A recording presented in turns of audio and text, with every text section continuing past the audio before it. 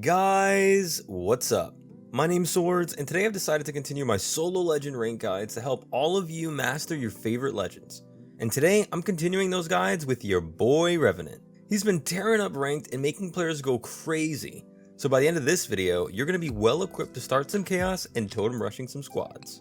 Revenant has a uniquely viable kit that makes him excellent for solo aggressive play, but also making him a perfect key pick for team play.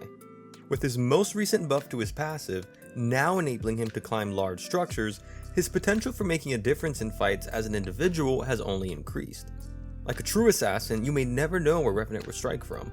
So even if your enemies are busy with your team, they just may not hear you sneaking around if you're crouch walking during your fights. Remember, when Crouch is Revenant, you are more accurate, silent, and faster than other legends.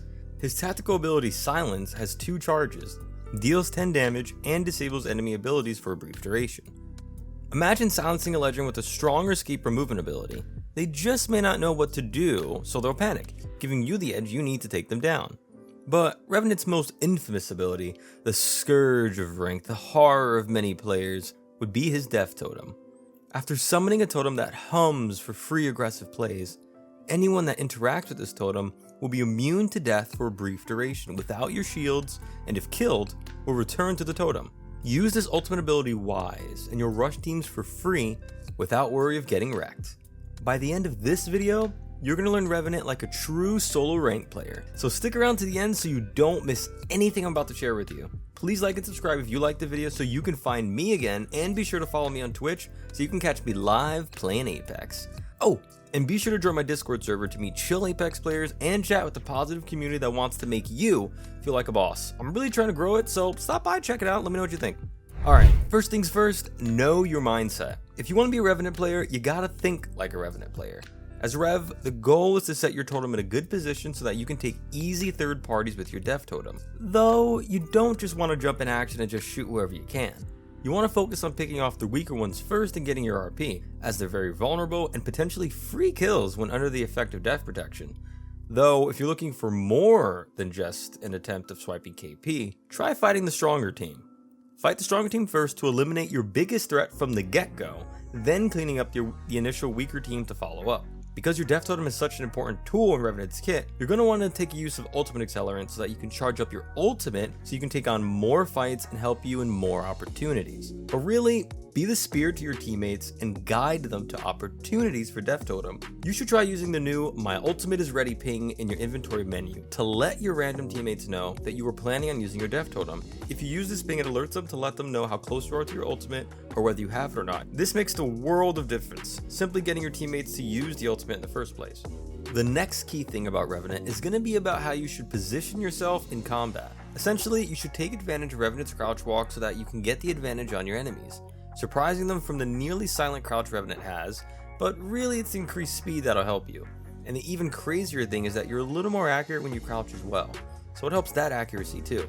The surprise element is enough to eliminate another player that's caught off guard. Really, with Revenant's kit, he's kind of like an assassin, so take advantage of his newly buffed climb as well so you can attack from unsuspecting angles like the sides of buildings, for example. People are still kind of forgetting how insane Revenant's wall climb is. Take advantage of his mobility to try and get a pick. Getting a pick from the enemy will help your team follow up on damage to get knocks on enemy players. Now, this is a rank guide too, so get straight to the point when pushing up on a team and take them out ASAP. Using your tactical in a fight can also spin the edge of the fight in your favor, so be smart about who you silence and when you use it. Even at times when you're bunkered down inside of a building with your team, the silence can be really useful.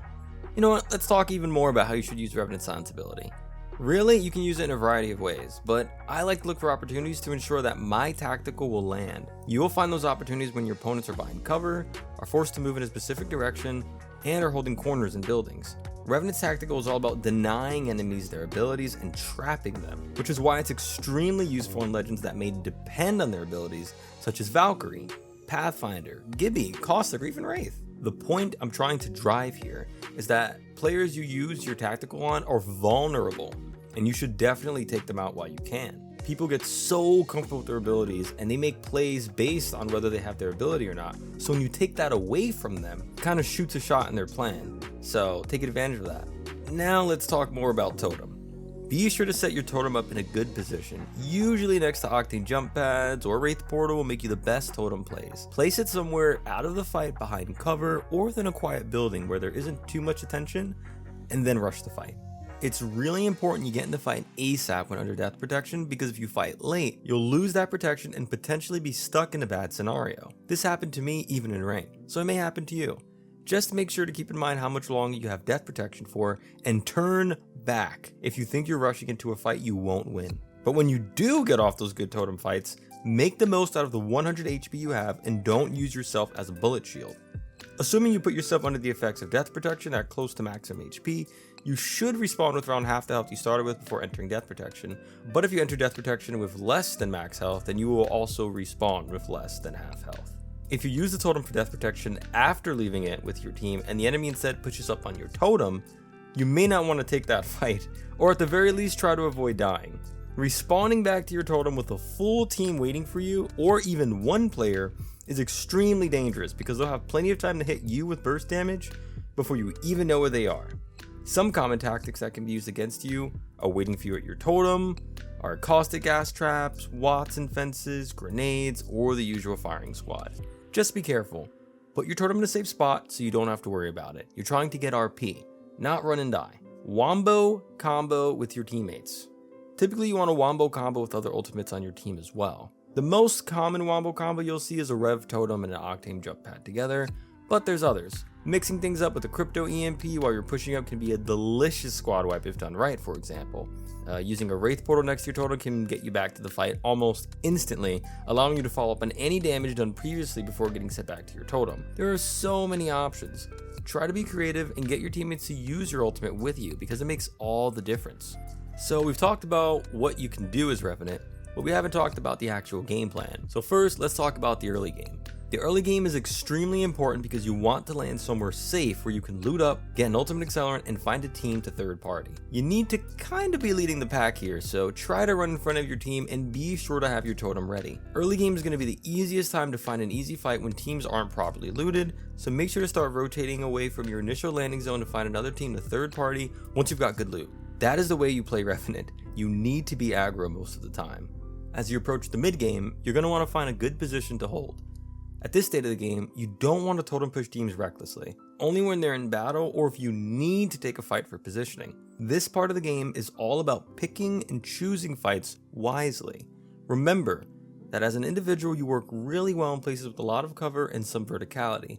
Out in the open is where you'll be most vulnerable. Toward the late game, you're going to want to really be patient with your totem. The worst possible scenario is using a totem that another team will be waiting to move up on, ending your dream of taking out anyone. So be patient with it, potentially saving it for a play in the end game. Which, in the end game, when it's essentially final ring, if you can save your totem for a push on the two final squads, that may be the answer to an easy victory. But sometimes things don't work out in your favor that way. Just be careful not to trap and put yourself and your team in a bad situation. Revenant Sound's tactical charge may be really good in the endgame, honestly, because abilities matter so much at this point in the game that you might really mess someone up if they can't use their abilities. But that's just one man's opinion. What do you guys think? What are your Revenant tips for the solo rank grind? Let me know in the comments below. Thanks for watching the video, and I hope this guide helps you out in your totem plays. Take it easy, and peace out.